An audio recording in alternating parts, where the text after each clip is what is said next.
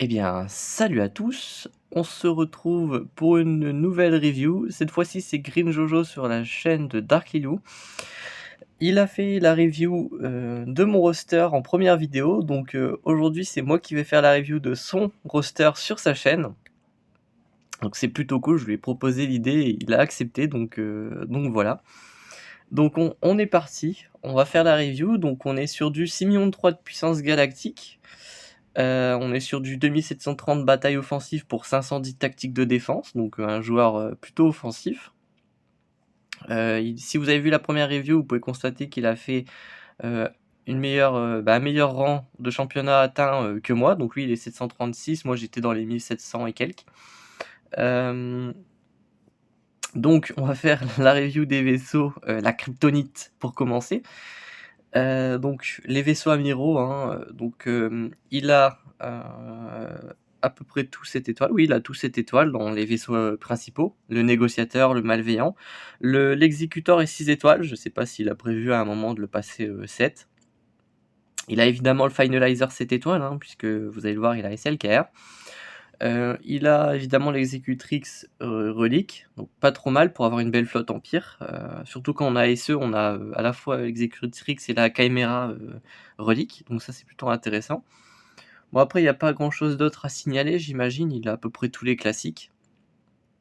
Donc on va pas parler 35 ans non plus de la kryptonite. Donc on passe au personnage. Donc là on est vraiment sur beaucoup de côtés obscurs, hein. C'est quand même Dark Lilou, donc très peu de light side, au moins sur les 3 premières lignes.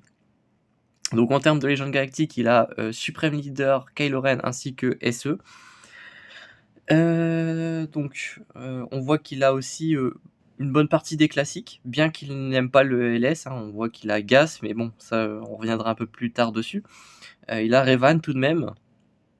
Il a Padmé, il a la Bad Batch, donc voilà, il a quand même un peu de LS, mais voilà, on constate que le rouge est une couleur qui prédomine dans son roster.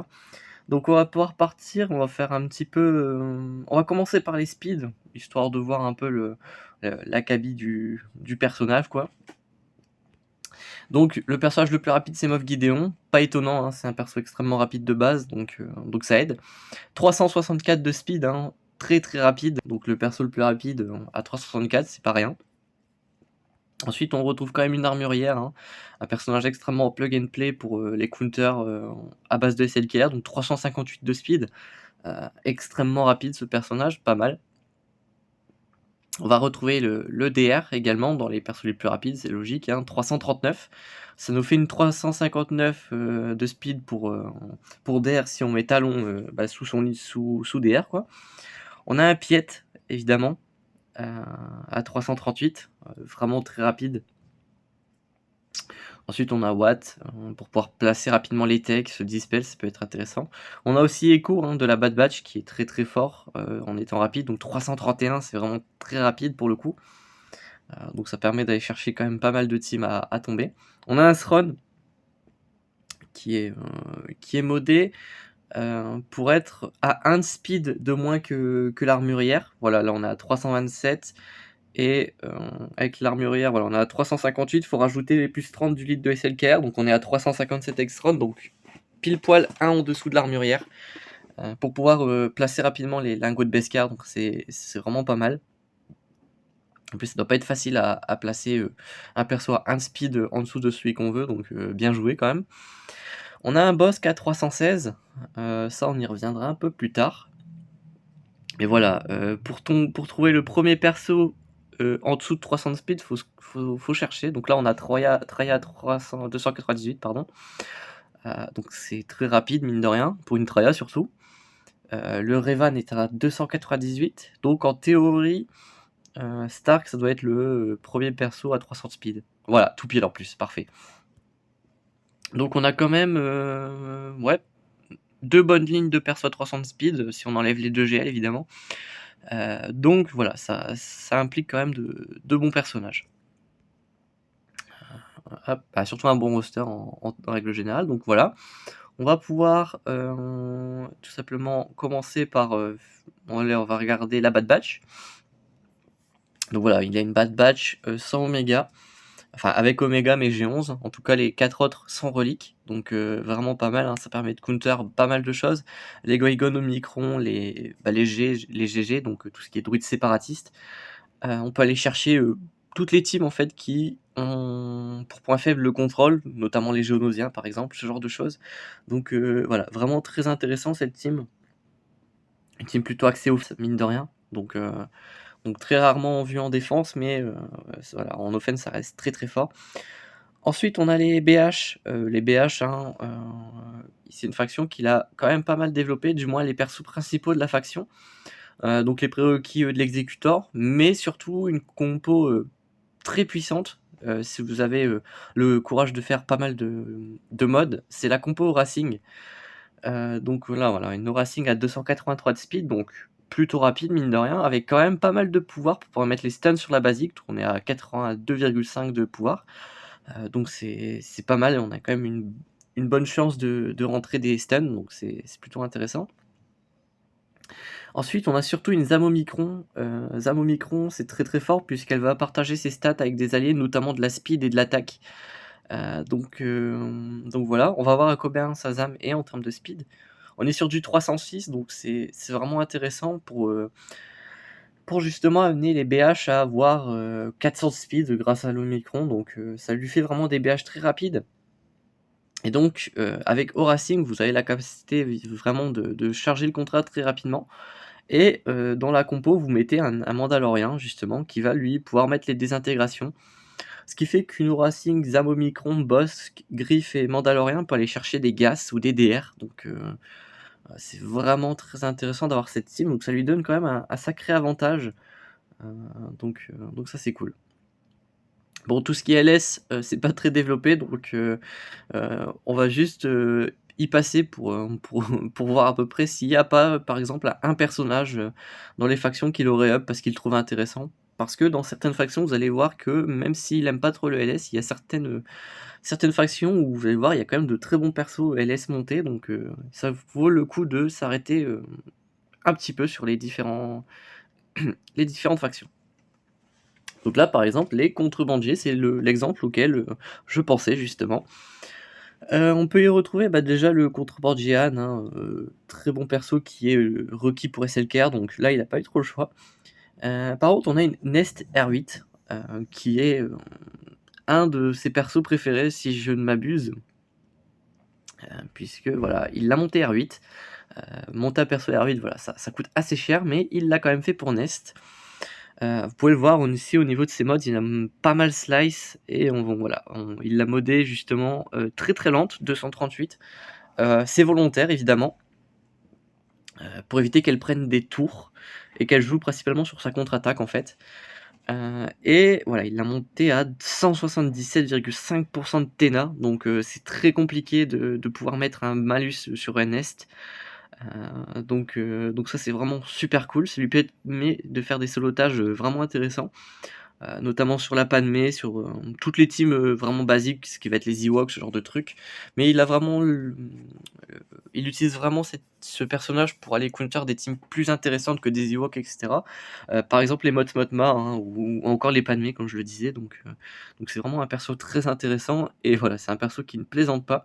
J'ai juste envie d'aller voir ses mods, puisqu'il a quand même 132% de TENA. Donc on va aller regarder ses pourcents de TENA. Donc là, il y a le 35% sur la primaire, c'est logique.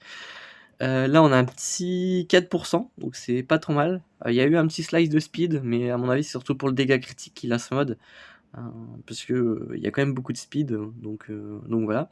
Bon, la flèche, hein, on veut qu'elle ait le moins de speed possible, donc on va pas mettre une primaire de speed, mais on va aller mettre plutôt une primaire d'attaque, justement pour qu'elle tabasse.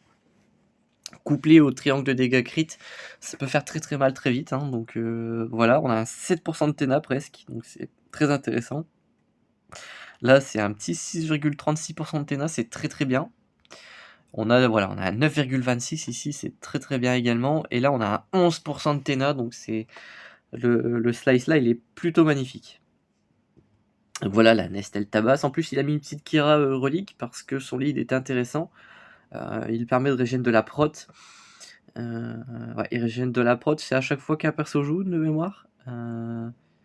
tac, tac, non, c'est voilà, c'est lorsqu'ils infligent un crit, ils récupèrent 10% de prot, voilà. Donc c'est super intéressant pour le coup. On va aller chez les druides. Les druides là, c'est moyennement développé, mine de rien, pour du DS, puisque par exemple le B2 est pas up. Je ne savais pas, j'avais pourtant en tête qu'il l'avait. Bref. 181 de speed, ouais, donc là c'est probablement un up. Il a quand même réussi à passer l'event gas avec un B2 G11. Ça c'est pas rien quand même. Parce que c'est un event assez compliqué. Le passer avec juste un B2. J'ai reçu un message pile au même moment de Dark Lilou. Ouais, de le passer avec juste un B2, c'est quand même assez fort. Le droid de K est G12. Donc encore une fois, c'est pas mal. Bon, ensuite, on a quand même le GG relique. On a le druide sombre qui est relique quand même. Très très bon perso ça. Bon, avec les différentes sorties de perso de l'Empire, la druide sonde a perdu un peu de sa suprématie, mais ça reste quand même un perso intéressant pour les verrouillages et le dispel sur détection, hein. Dissipe toutes les améliorations de tous les ennemis avec 75% de chance d'infliger le verrouillage. Donc vraiment on a un très bon perso. Peut-être qu'un jour on pourra avoir une sonde à nouveau utile, ça pourrait être vraiment super. On a le IG, hein, prérequis d'exec, donc forcément c'est relique. Ensuite on a le GG, hein, évidemment, modé full santé, j'imagine. Tout n'est pas slice, il doit vraiment pas beaucoup s'en servir. Le triangle de dégâts crit, dommage un peu, puisque ses dégâts sont basés sur sa santé tout de même. Moi j'ai une flèche de santé, mais avoir un peu de speed sur Grivouche, c'est pas déconnant pour qu'il puisse sortir son AOE assez rapidement. Ouais, il y a quand même voilà, des pourcents de santé, donc c'est quand même modé correctement, donc c'est pas trop mal. Je reviendrai sur le Dark Trooper quand on sera dans la bonne section de personnages. Donc voilà, là on a quand même beaucoup de personnages Empire reliques. Il a Iden Versio également, Omicroné bien sûr. On est sur un fan du DS, donc ça paraît, ça coule de source, j'ai envie de dire. 234 de speed, donc pour du G8, G9, on est sur quelque chose de plutôt pas mal, hein. 234 de speed quand même, plus 114. Donc là on a des modes à peu près à minimum plus 10 partout. Plus 14 ici, voilà, plus 16, pas dégueulasse, plus 12. Plus 20, pas mal. Celui-là il mériterait son slice quand Iden sera G12. Et la flèche, bon, c'est du plus 30, ça va de soi. Donc ça, voilà, justement, Iden permet de lui faire recycler des persos comme le Shore, qui à mon sens m'ont été préférés, pour le coup. Peut-être pas le plus fort, mais c'est mon préféré, il est vraiment très intéressant. Il peut utiliser son Dark, enfin bref, il peut utiliser pas mal de choses avec Eden, ce qui lui permet de counter des petites motmas si vous regardez ses vidéos GAC. C'est plutôt intéressant. Ensuite, voilà, on retrouve les prérequis exec, on retrouve les IT, mais les IT, on en parlera justement une fois le tag soldat de l'Empire ouvert. Il a le garde royal relique, donc ça c'est plutôt cool. Hop. Donc l'Empire Sith également, tout relique. Avec le soldat de l'Empire, le Black Trooper qui est relique. Donc voilà, 112 000 de prod, c'est un très très bon tank. En plus, hein, je rappelle que le DR est très rapide, hein, on était à 338 si je ne m'abuse. 339, ah j'étais pas loin. 338 c'est le piète. Donc voilà, on a un DR très rapide avec un excellent tank, donc ça c'est plutôt intéressant. Le Malak, modèle de l'Athéna et de la santé, c'est pas déconnant évidemment. Presque 300 de speed, c'est très très bien. Avec beaucoup de tenace, c'est plutôt intéressant, donc c'est plutôt cool. 117 000 de prot sans avoir de R7, c'est très très fort. Hop, donc voilà, on va regarder également la BSF qui est à 304. C'est très rapide, c'est plutôt intéressant. La BSF doit avoir beaucoup de speed, mine de rien, hein. Après, DR doit être le plus rapide évidemment, mais voilà, la BSF quand même à 304, c'est pas rien. On va regarder également si le maraudeur colle des belles patates. On est sur du 7800, c'est très correct. Et surtout quand il a les 15 stacks de férocité, ça permet de délete un perso, donc voilà. Les Ewoks pour la blague, voilà, bon. Pas de chef pas Omicroné, je crois que je vais me désabonner. Il lui manque un mode en plus. Donc voilà. Bon, on est passé assez vite, mais bon, les Ewoks, c'est les Ewoks, c'est les peluches. On a quand même un alpha relique, mais ça c'est pas étonnant, il s'en sert quand même énormément pour les différents counters, de GL. Donc 283 de speed, il a, 100 000 de santé, 100 000 de prot, donc au moins on peut dire que c'est assez, homogène pour le coup. Sur le pool de santé, ça fait du 200 000 en tout, donc c'est vraiment très bien. Bon, les dégâts sur un alpha, ça compte pas trop.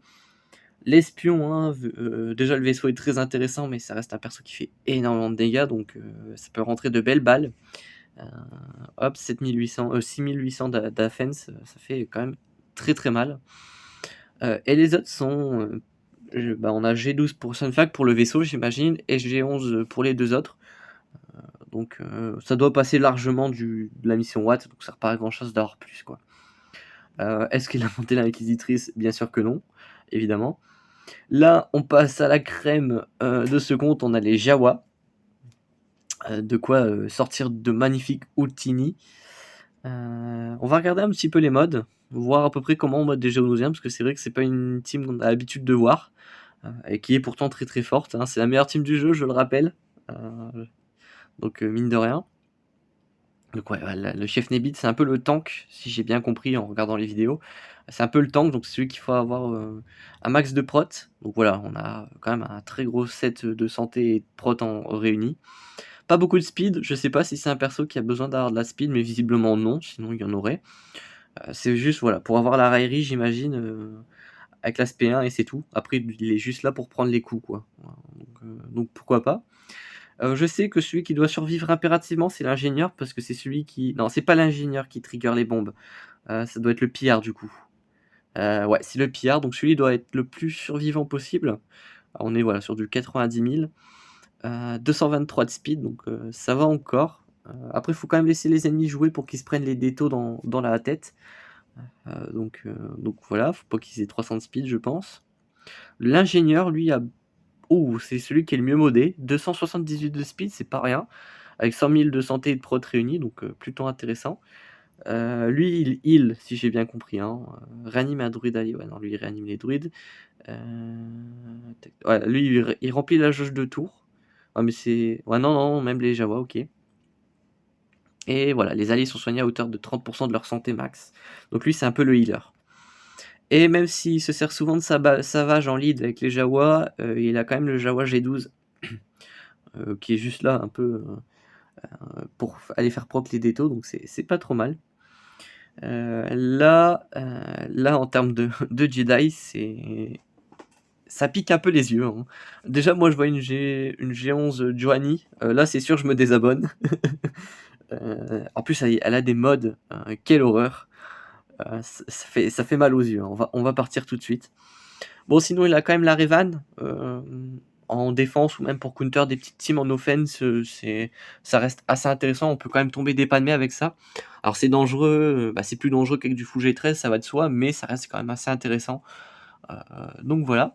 Il a quand même un Jedi qu'il apprécie, mine de rien, hein, ça reste quand même l'ermite Yoda, qu'il utilise beaucoup sous Kira et Nest, pour ajouter, bah, le buff sur sa SP1 et même le heal sur la SP2. Donc voilà, il lui a quand même mis des modules corrects pour un perso G11, on est quand même à 274 de speed.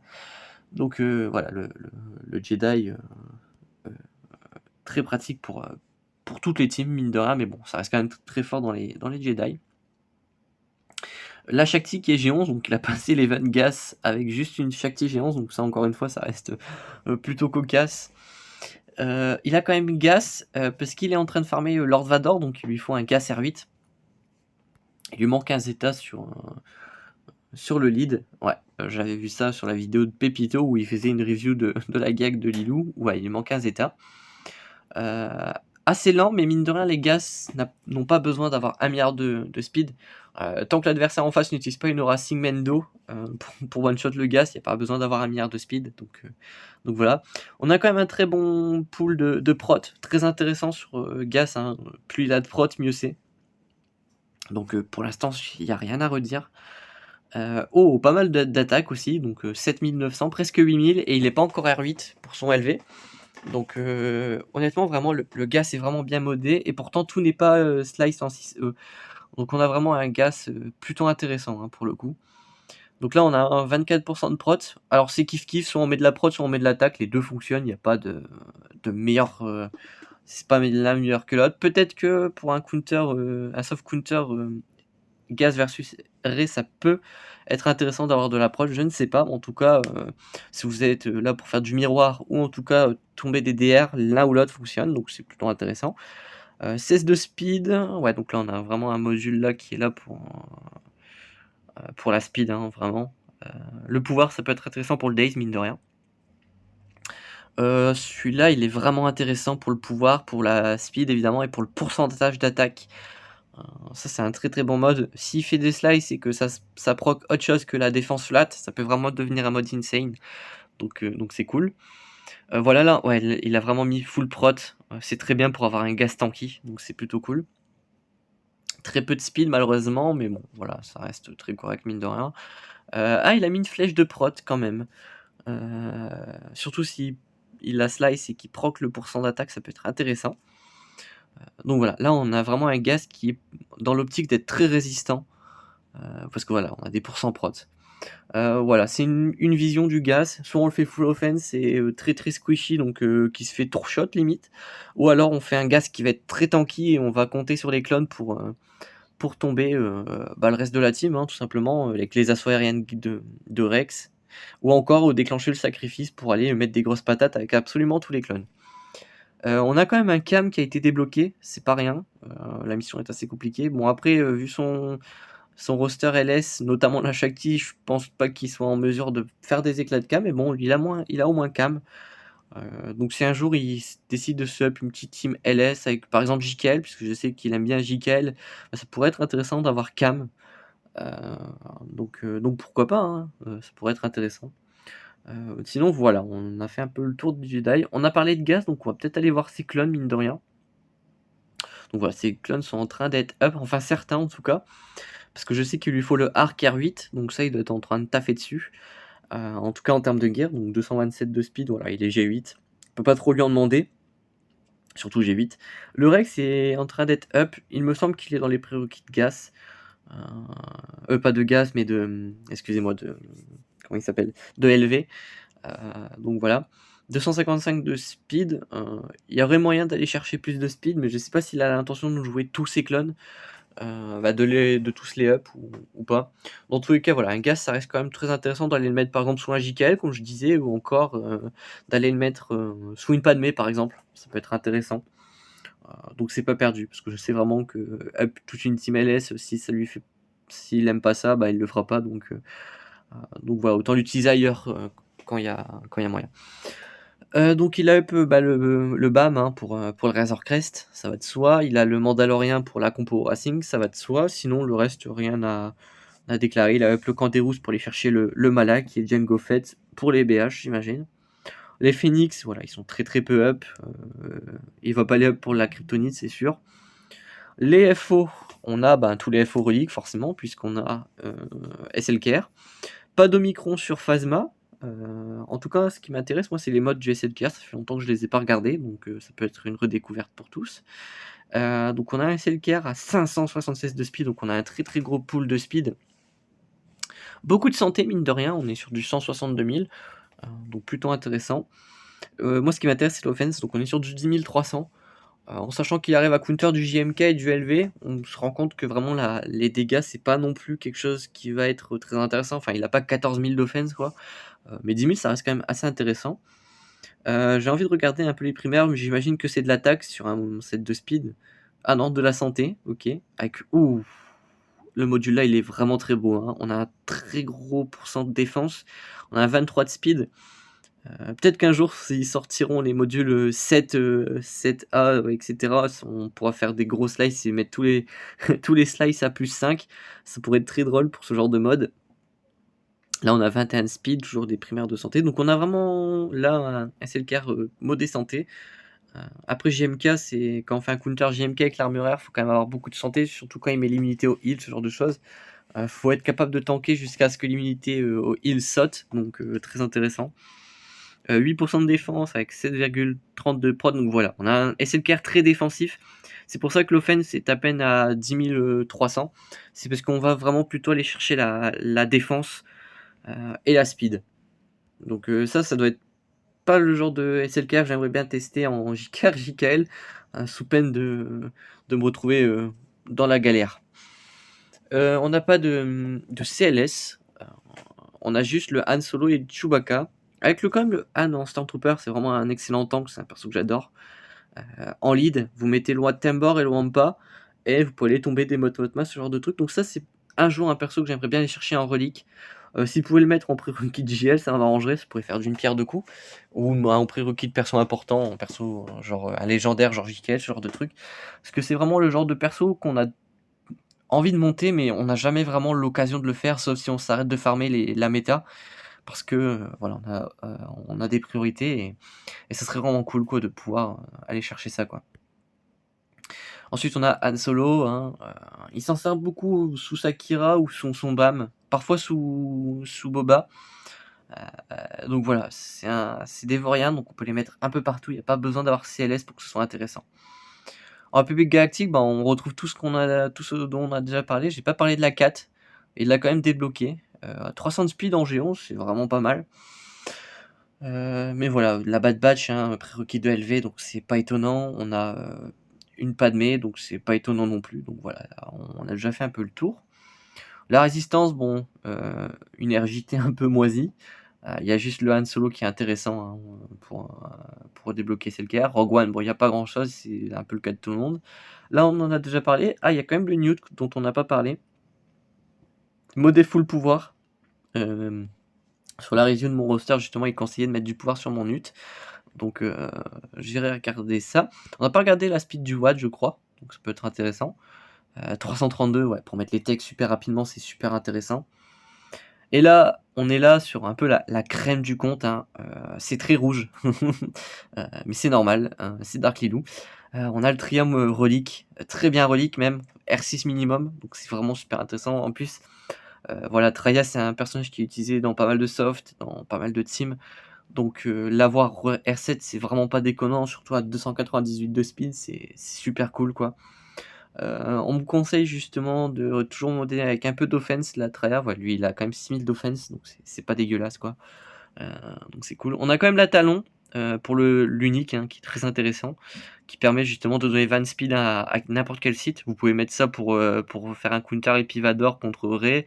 Vous pouvez l'utiliser sous SE si besoin de speed. Vous pouvez l'utiliser sous le Trium pour avoir un revive sur le lead, donc sur Traya. Enfin, il y a mille et une façons d'utiliser Talon qui sont intéressants. On espère un jour voir son Assassin Sith relique. C'est sûrement un projet pour un de ces quatre, mais voilà. En plus, c'est un site très intéressant qui donne du TM sur l'aspect 1, donc voilà. En tout cas, je suis pas déçu, hein, quelqu'un qui prétend aimer les sites et qui a presque tous les sites reliques, c'est plutôt cohérent, n'est-ce pas? Ouais, on a vraiment un Savage qui est bien mode en plus, 250, une très bonne SP1 pour aller one shot les ennemis à moins de 50% de santé, donc ça, c'est super cool. J'ai pas regardé les modes du SE, mais on va pas être déçu, j'imagine. Voilà, 550 de speed, on a 172 000 de santé. C'est pas mal, on a pas mal d'attaques physiques sur un SE de base, je savais pas. Ouais, l'attaque SP est pas mal, 12 500. Waouh, ça picote. On va aller regarder un petit peu les modes de speed, puisqu'on est à plus 185, donc on doit avoir des modules à minimum plus 20 partout. Plus 22 exact, plus 20, voilà, on peut pas faire plus précis. Plus 25 sur une flèche chantée. Ah ouais, d'accord, plus 25 de speed quand même, sur une flèche chantée, c'est pas déconnant. Un plus 29, excusez-moi, hein, je vais partir tout simplement. Alors là, j'ai recliqué sur le triangle, là on a un plus 27 et on a un plus 26. Donc voilà, plus 20 partout, c'est bien ce que je disais, enfin minimum plus 20 partout.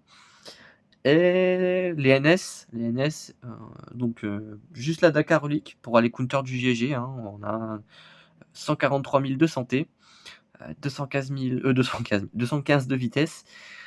Coben Potency, on est sur du plus 77, il n'y a pas beaucoup de Potency. Donc c'est full 100% de santé comme pour un Grievous.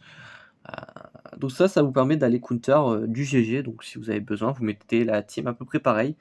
Et vous avez justement le tiercé gagnant pour aller tomber GG. Et enfin, on va terminer avec une excellente faction que sont les soldats de l'Empire. Donc là, on a le Dark Trooper R8, hein, très très violent. Donc là, on a sur du pourcent d'attaque sur toutes les primaires pour mettre les plus grosses patates possibles. On a quand même un peu de speed, c'est pas déconnant. Un peu de tankiness pour les primaires, puisque voilà, on a déjà 10% d'attaque sur euh, enfin, on a 10% d'attaque sur les primaires, donc on va aller chercher hot shot sur les secondaires. Un peu de speed, parce que même s'il joue beaucoup sur les assists, ça peut être intéressant de le faire jouer un peu. Il a du pourcent d'attaque sur les modules dont on n'a pas le choix d'avoir, par exemple, des pourcents défense sur la primaire. Donc voilà, là, il est parti chercher le pourcent d'attaque. Heu, donc là, voilà, 280 speed pour un perso qui fait beaucoup qui fonctionne principalement sur les assists, c'est quand même énorme. On a 11 300 d'attaque physique, donc ça, pour aller chercher du DR avec le pied rapide à 338, donc 358 avec le lead de Viers, c'est vraiment très très fort. Donc ça, voilà, on n'est pas inquiet là-dessus. Il est très capable d'aller chercher du DR avec ses IT, donc c'est vraiment cool. Et dans les vauriens, ouais, on a abordé à peu près tout. Voilà, il a quand même la L337. Je sais qu'il a pour projet de la up un de ces 4 en relique parce que c'est un excellent tank. Donc voilà. On va retourner un peu sur le tout, mais je pense qu'on a fait vraiment le tour, hein. On a fait un tour assez complet. Mais voilà, c'est très très complet comme roster. Et comme je le dis toujours, c'est pas parce qu'il a pas toute la méta de relique qu'il est pas incapable d'aller chercher la victoire en GA. Il est notamment grâce à ses counters DR, Gas, etc. avec ses IT et ses BH. Euh, Disons que certes, il a pas toutes les cartes en main, mais il a, on va dire, des bonnes alternatives pour aller chercher la victoire. Donc c'est voilà, c'est un excellent adversaire contre lequel on n'a pas forcément envie de tomber sous peine de prendre une sacrée rouste.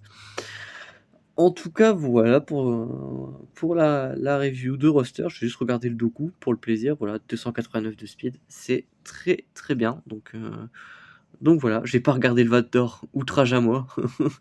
294 de speed avec un triangle de dégâts critiques. Ouais, skin est en mode de speed. Presque 100% de pouvoir. 7007 d'offense. Enfin, voilà quoi, y a vraiment pas grand chose d'autre à dire. On est sur quelque chose d'excellent. Donc voilà. En tout cas, voilà, j'espère que ce roster cette review de roster aura été assez complète et qu'elle vous aura plu. On se retrouve très bientôt pour les nouvelles vidéos de Dark Lilou. D'ici là, portez-vous bien.